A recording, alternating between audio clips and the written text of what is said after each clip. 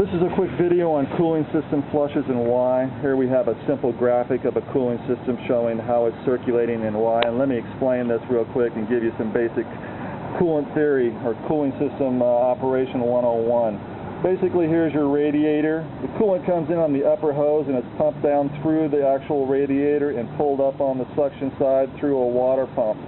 As the coolant comes into this upper area, operating temperature being somewhere around about 190 to 210, 215 degrees. That's an optimum heat range for fuel mileage and vehicle performance that's designed by the vehicle manufacturer. Air is pulled across this radiator assembly and thus cooling the actual coolant and coming into the lower hose. As this water pump, which is the heart of the system, distributes the water, or actually coolant, through the entire system, the heater core, the block itself, and the cylinder head, and then dumps it back into the upper hose area, and the process repeats itself.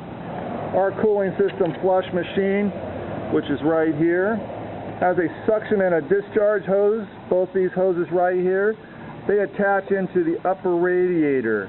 Going to your graphic right here, this upper hose connection is disconnected at the radiator, and these hoses are put in series. This allows us to directly tap the machine into the cooling system.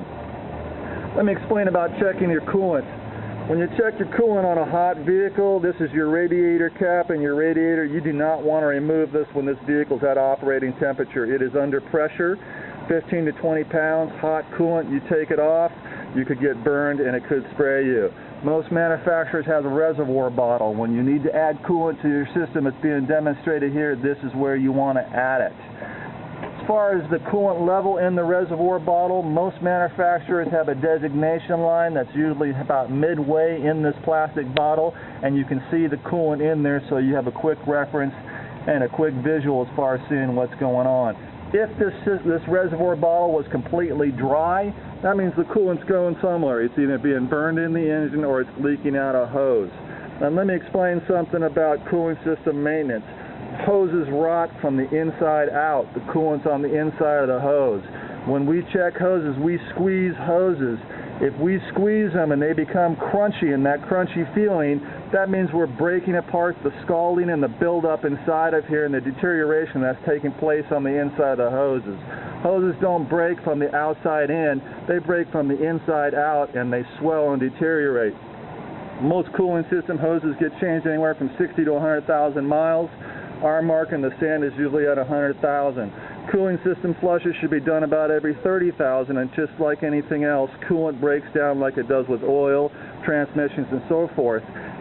Coolant also has lubricants to help lubricate the water pump and keep everything operating properly. And there is a whole slew of different types of coolant. We've lined up some coolants right here, from 4 basic premixes to all the different types of recommended coolant for various manufacturers, and there is a ton of them. Let me give you some examples of why cooling systems flushes are so important. This is a brand new water pump. This is a water pump we took off a vehicle, and let me back up. Customer comes in, the customer complaint on their vehicle was, I'm overheating, especially at idle. We ran a pressure test on the system, which is blowing up air into the cooling system, and found no external leaks.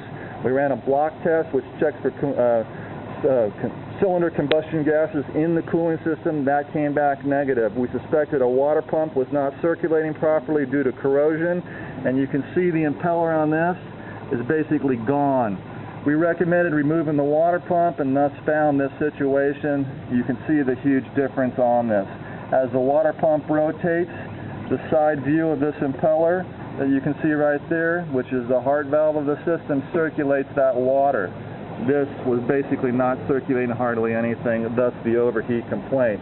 This is a Euro type water pump, particularly on VWs, very common problem. The plastic impeller on the water pump literally comes apart through deterioration. And yes, it is related to a lack of cooling system flushes. These plastic impellers come apart. The replacement water pump has a metal one that we go back when. Obviously, they last a considerable amount of time. So that provides some examples of why cooling systems are so important as far as maintaining the proper level, keep your system cooling properly, and also performing the cooling system flushes at every 30,000 miles.